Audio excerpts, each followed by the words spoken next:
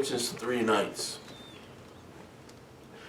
And the Imam says that it could be any of those nights. He said, can you narrow it down more specifically to me? Which night exactly is definitely the night of power, the night of destiny? And then he says, this night or this night. He narrows it down to 2 of the nights. And he says, can you narrow it down even a little bit more for me? Which one of these 2 nights is definitely going to be that night, which is the night of Qadr? Because in our traditions, we have different things that are mentioned that kind of clue us onto this very important and special night, when it might be, and people prepare for it accordingly.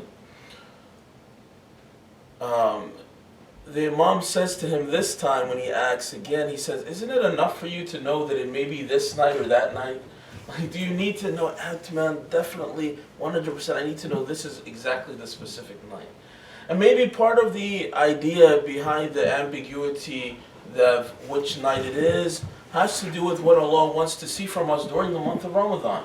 And that is the effort. That is the strive. لَيْسَ لِلْإِنسَانِ إِلَّا مَا سَعَى. There's nothing for a human being except that which he strives for. There's nothing that's handed to him except for that which he works for. Just like somebody goes to the gym, they decide that they're going to get a membership, they're going to work out, they're going to commit themselves for so many months, because they want to achieve some kind of goal they want to achieve some kind of goal. To be physically in shape, for example. Number 1 New Year's resolution for most people is getting in shape. Number 1 New Year's resolution that gets broken also. Membership gyms and membership, that's their time. You know, New Year's, now is your time. You're going to make it. This is going to be your year, at least your first couple of weeks anyway. So, but this effort that has to go into accomplishing something, there's no, we'd like to see a pill that solves the problem. We'd like to see a button that you push that everything gets resolved.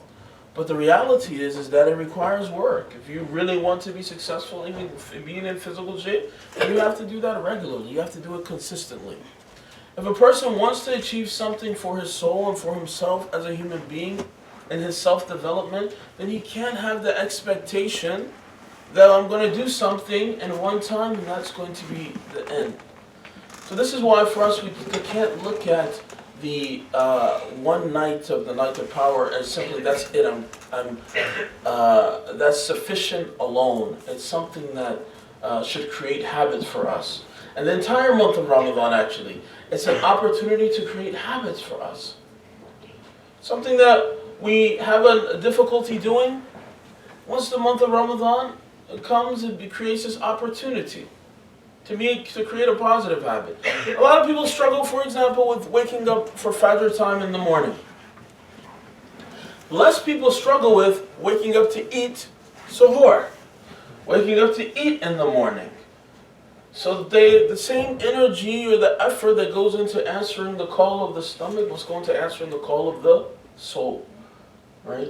But at least this is an opportunity where Allah allows for a person over the period of time where you create that good habit. You find yourself after the month of Ramadan, you're on a roll. Getting up in the morning is second nature. You don't need anyone to wake you up. You're automatically getting up at that time of the morning. You know, not being, breaking off the chains of dependency, of attachment. That I have to, sometimes we have to have snacks, we have to eat this, and breaking off that chain of dependency even just to the most lowest level of just food, the bare necessity, and creating that habit over the course of time. It says that it takes so many weeks to create a habit or to break a habit. So this is an opportunity for this to happen over a period of time.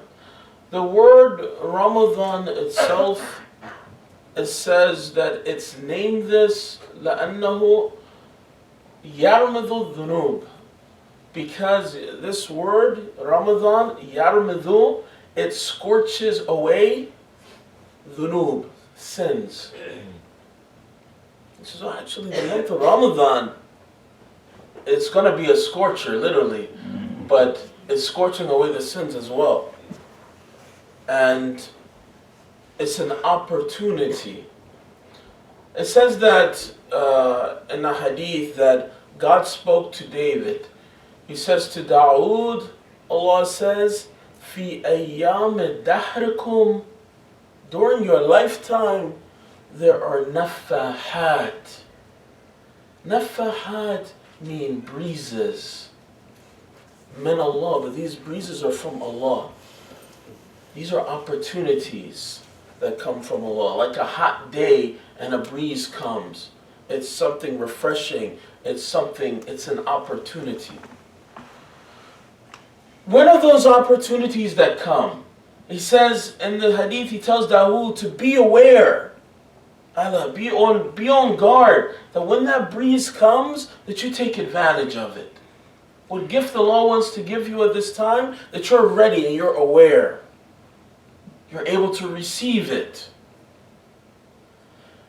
There's times and shortcuts like the month of Sha'ban, the 15th of Sha'ban, those 3 days, which will be Monday, Tuesday, and Wednesday, the luminous days, Ayyam al-Bayd, these special days where Allah says this is an opportunity. What you can achieve in so many places and it takes so much time to get there, it says you can achieve this in much shorter time. So hence why people go through the effort of staying up all night on the night of Qadr, on the night of power, the night of destiny. Why they do that? The 80 years of progress that you can make in a single night. خَيْرٌ مِنْ أَلْفِ شَهْرٍ is greater than 1,000 months. So a whole lifetime of spiritual progress can happen in a single night.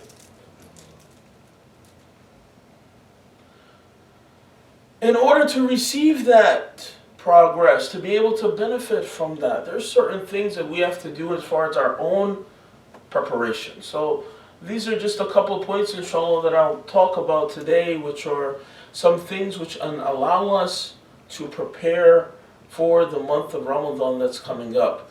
As I mentioned, one, the Ayyam al-Bayd, the luminous days, the 13th, 14th, and 15th of the months of Rajab and Sha'ban, which will coincide with this Monday, Tuesday, and Wednesday, where it's recommended to fast on those days.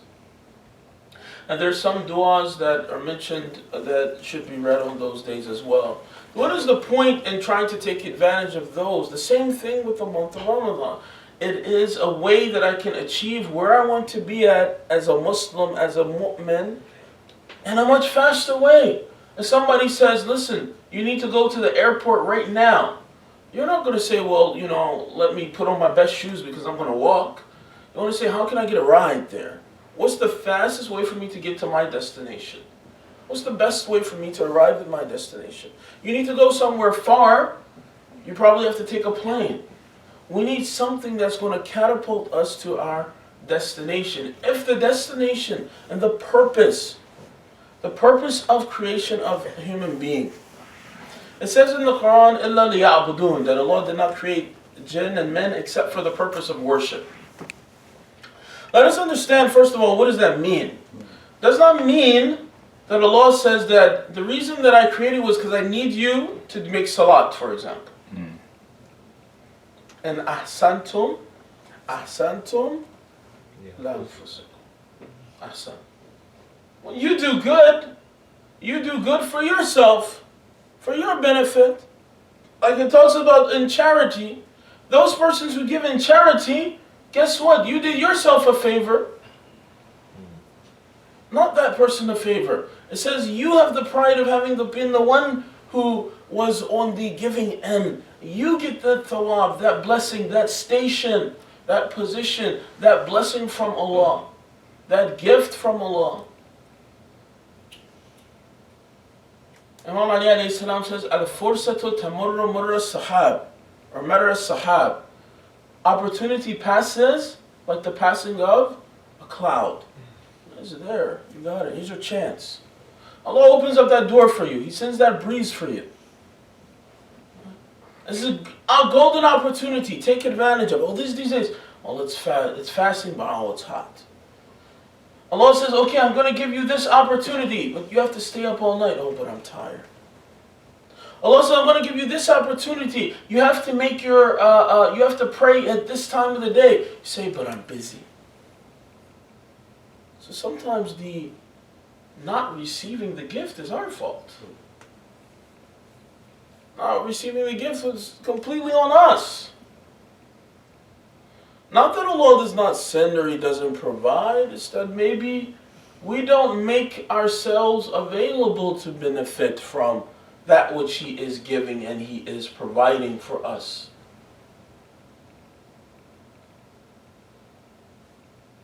If you find somebody, you tell them, listen, I have the perfect job, your dream job, what you always wanted. You just have to show up at this time. Inshallah, they're going to see the value in that. They show up. Allah says, listen, this is your opportunity to achieve that spiritual perfection, that a level of it that you need. That is the goal of creation. So when it says that إِلَّا لِيَعْبُدُونَ, except to worship, that was the purpose of Allah creating man and jinn. What does it mean? It means that worship is the tool of achieving proximity to Allah. But what is it even more specifically? Anything done with the intention of becoming closer to Allah, that is your worship. Why did it say when you open up Tawdil Masail and the practical laws, and it says that you have to do this with the niyat of Qurbatan ilallah. I want to pray for the sake of reaching nearness to Allah. I want to fast with the niyat and intention of becoming closer to Allah. There's not an action that's valid that does not have this intention along with it. You remove this intention and it's invalid. The action is invalid anymore. I made salat so that people can say I made salat. Qurbatan lin-nas, so I can get close to people's hearts. I get their stamp of approval. So then the action is not valid anymore. I gave charity so that people won't think I'm the one person who's not giving in charity. The action isn't valid anymore. The validates it is doing it for the sake of Allah. And that is worship. That is ibadah. And when it talks about, the structure of the family is so important from an Islamic perspective. So important. The structure of the family and husbands and wives, how they deal with each other, the rights of husbands, the rights of wives, the rights of children, how they interact with each other, how they deal with each other. So important, so much that we have to still learn in order to better our personal lives. But understanding these things and these rights is for the sake of being able to do that worship even in our relationships. How I treat my Muslim brother, how I treat my family, and so on and so forth. It's all types of ibadah. In the month, Ittikaf is one of the actions where a person spends, for example, 3 days in Masjid al-Nabi or a masjid, and they stay only in the masjid the whole time for these 3 days, usually on those same luminous days. And they fast and they worship in the masjid the whole time. They don't leave out and they don't exit the masjid. It says in a tradition that the person who spends time with his family, the man who spends time with his family, it says if he has got the blessings of doing Ittikaf in Masjid al-Nabi. Allah has given a tremendous amount of importance. And it's saying that this is also a form of worship. It's your niyat and your attention is for the sake of Allah. It's also a form of worship. Some people say you find them that they want to go to a different extreme. You probably run across those people. You know, you don't actually have to make salat. You just have to have a pure heart, brother. That's it.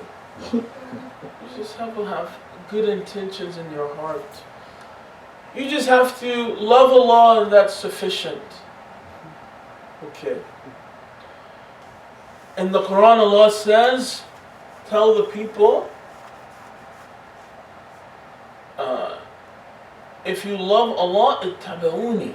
In tuhibbun Allah, ittabi'uni. If you love Allah, then you have to follow what I'm saying, my example, and Allah's decree of what He has commanded. You don't get to pick and choose, I'm going to love Allah, I'm going to love you in this way.